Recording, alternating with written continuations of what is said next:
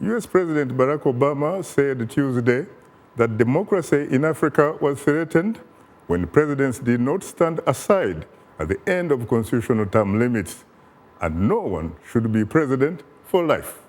My colleague Paul Ndiho has more. Since becoming the President of the United States, Barack Obama has visited more than 5 African countries. Most recently, he traveled to Kenya and Ethiopia. Speaking to a larger audience at the African Union headquarters in Addis Ababa, Mr. Obama used his podium to reiterate his broad and ambitious policy of engagement towards sub-Saharan Africa. When I first came to sub-Saharan Africa as a president, I said that Africa doesn't need strong men, it needs strong institutions. Here, your 54 nations pursue a common vision of an integrated, prosperous, and peaceful Africa. Millions of Africans and friends of Africa around the world had called on President Obama to use this opportunity to speak directly to African leaders who refuse to leave office once their constitutional mandates are over. Africa's democratic progress is also at risk when leaders refuse to step aside when their terms end. Let me be honest with you, I do not understand this. I am in my second term. It has been an extraordinary privilege for me to serve as the President of the United States. I cannot imagine a greater honor or a more interesting job. I love my work. But under our Constitution, I cannot run again. I actually think I'm a pretty good president. I think if I ran, I could win. But I can't. So there's a lot that I'd like to do to keep America moving, but the law is the law. And no one person is above the law, not even the president. I'll be honest with you, I'm looking forward to life after being president. I won't have such a big security detail all the time. It means I can go take a walk.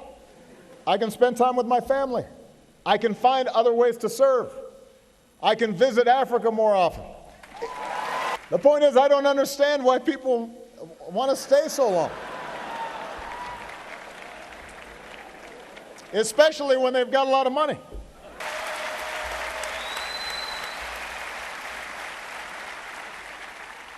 And just as the African Union has condemned coups and illegitimate transfers of power, the AU's authority and strong voice can also help the people of Africa ensure that their leaders abide by term limits and their constitutions.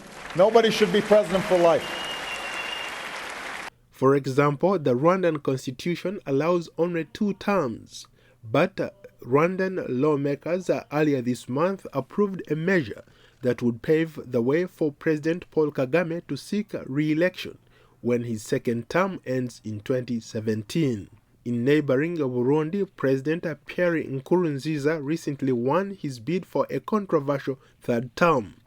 Meanwhile, in Uganda, Yoweri Museveni, Uganda's longtime leader, set the precedent in 2005 when he secured a change to the constitution allowing him a third term.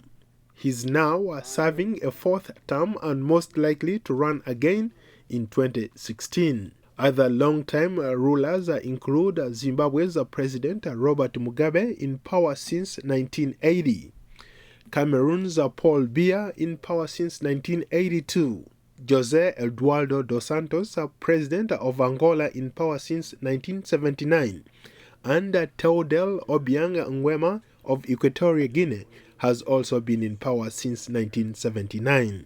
However, there is some good news. The concession of defeat by former Nigerian President Goodluck Jonathan after elections in March marked the first time in the nation's history that an incumbent leader had been ousted at the ballot box. Among other African countries working to consolidate and deepen democracy include Tanzania, Ghana, Liberia, Senegal, Botswana, and a few others with varying degrees of accountable governance. Paul Ndiho, VOA News. Thanks, Paul, for that report.